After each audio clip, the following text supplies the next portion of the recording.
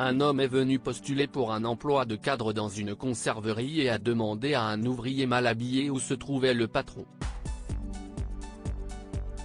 Il ne se doutait pas qu'il venait d'insulter le véritable directeur de production, mais ce qui s'est passé ensuite était encore plus inattendu. J'ai essuyé mon front et je me suis éloigné de l'usine. Nous avions un gros problème avec une machine essentielle à l'usine de conserve, et nos ingénieurs actuels ne pouvaient pas le résoudre. Mais je savais ce que cette machine exigeait puisque j'étais là depuis longtemps. Donc, j'ai changé mon costume pour mes vêtements de travail et je me suis mis au travail. La graisse et la saleté m'ont recouvert, mais cela en valait la peine car la machine était à nouveau opérationnelle. Nous n'avions pas à perdre une journée entière de travail, et j'étais heureux. Je faisais partie de cette conserverie du Wisconsin depuis des décennies, et je savais presque tout. Mais j'étais passé d'employé ordinaire à directeur général. Pourtant, je donnais toujours un coup de main et je me salissais quand c'était nécessaire. Je n'étais pas très fier. Chaque travail était important. Cependant, lorsque j'ai retraversé l'étage des bureaux, nettoyant mes mains graisseuses sur une serviette humide, un jeune homme bien habillé m'a arrêté. « Excusez-moi », a demandé le jeune homme, et je me suis retourné en haussant les sourcils. J'ai vu l'homme se moquer visiblement de moi. « Oh, ça ne fait rien. Vous avez besoin de quelque chose ? Je peux vous aider », ai-je proposé gentiment. « Non, mec. Vous ne pouvez pas m'aider. Je dois parler à un supérieur », a répondu le jeune homme en secouant la tête. J'ai soupiré devant cette attitude mais j'ai continué à être poli. « Faites-moi confiance. Je peux vous aider pour n'importe quoi. » « De quoi avez-vous besoin ? Vraiment ? Ah, je ne pense pas », ricana le jeune homme en me regardant de haut en bas, puis il haussa les épaules. « Bien. Et, vieux mendiant, où est le bureau de votre patron ? » À ces mots, mes sourcils ont presque atteint la racine de mes cheveux.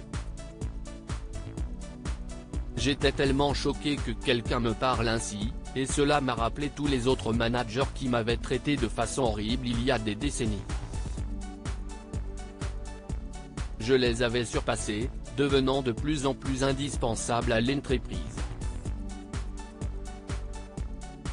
Finalement, ils ont tous été licenciés, et j'ai été promu. Je me suis promis que je ne traiterai jamais personne avec la même attitude et que je ne mépriserai jamais les travailleurs. J'encourageais les autres à faire de même, ce qui expliquait pourquoi notre environnement de travail était si stable et facile. J'ai pensé à chasser cet homme, mais je me suis rappelé pourquoi nous faisions passer des entretiens à des jeunes gens. Nous avions vraiment besoin de quelqu'un pour un poste spécialisé, et je voulais en savoir plus sur cet homme arrogant. « Qui cherchez-vous ? Ai-je continué ? M. Flanagan, dit le jeune homme d'un ton moqueur. « Vous le connaissez ? Oui. Je suis Monsieur Flanagan. Venez avec moi, ai-je répondu et je me suis retourné. J'ai marché rapidement vers mon bureau, sans regarder si le jeune homme me suivait. Je savais qu'il me suivrait. Monsieur, je suis vraiment désolé, a commencé le jeune homme en fermant la porte de mon bureau. Gardez vos excuses pour votre mère. Je suis ici pour le travail. Je me suis assis derrière mon grand bureau et j'ai fixé le jeune homme, qui a hésité avant de se présenter sous le nom de Léonard. J'ai hoché la tête et j'ai commencé à poser une série de questions difficiles et techniques. Étonnamment, le jeune homme y a répondu. Il s'est un peu étouffé dans ses mots à cause de sa maladresse, mais il a fini par reprendre confiance. Même après ces mots insultants, j'ai été impressionné par ses connaissances et son expérience à un âge relativement jeune. Il y avait quelque chose en lui qui me donnait envie d'en savoir plus. Je me suis vu refléter dans les yeux du jeune homme avec son savoir et sa soif pour cette profession. Mais je voulais aussi lui apprendre plus, comme un père à son fils, ce qui était étrange étant donné que je n'avais pas d'enfant du tout. De toute évidence, le gamin avait été élevé dans l'argent et les privilèges, mais j'avais confiance. Léonard était compétent et qualifié, alors je lui ai offert le poste. Vraiment ? Après, a demandé Léonard, incertain même après son entretien réussi. Oui. Donner une seconde chance est l'une de mes meilleures qualités. Je pense que vous vous adapterez ici. Après un peu de formation, j'ai hoché la tête en pinçant les lèvres. Félicitations. Léonard était ravi, et il a commencé à travailler rapidement. Je l'ai pris sous mon aile, lui montrant que pour être cadre dans une entreprise, il fallait plus que les compétences acquises à l'école. Il devait être quelqu'un que les gens respectaient. Quelqu'un en qui les employés pouvaient avoir confiance. Quelqu'un qui respecte tous ceux qui travaillent sous ses ordres. Et même si certains des premiers mots de Léonard à mon égard étaient insultants et dévalorisants, le jeune homme a prouvé sa valeur.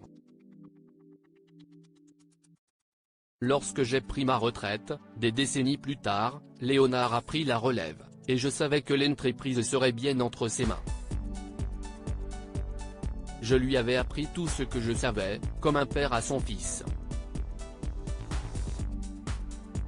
Que pouvons-nous apprendre de cette histoire ? Ne jamais juger les autres sur leur apparence. Léonard a fait l'erreur de mal parler au patron, sans savoir qui il était.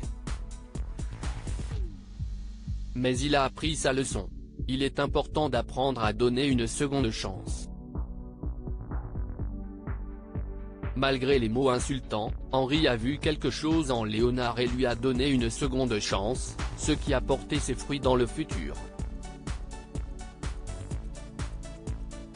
Partagez cette histoire avec vos amis. Elle pourrait égayer leur journée et les inspirer. Abonnez-vous à Mon Mama sur Google News.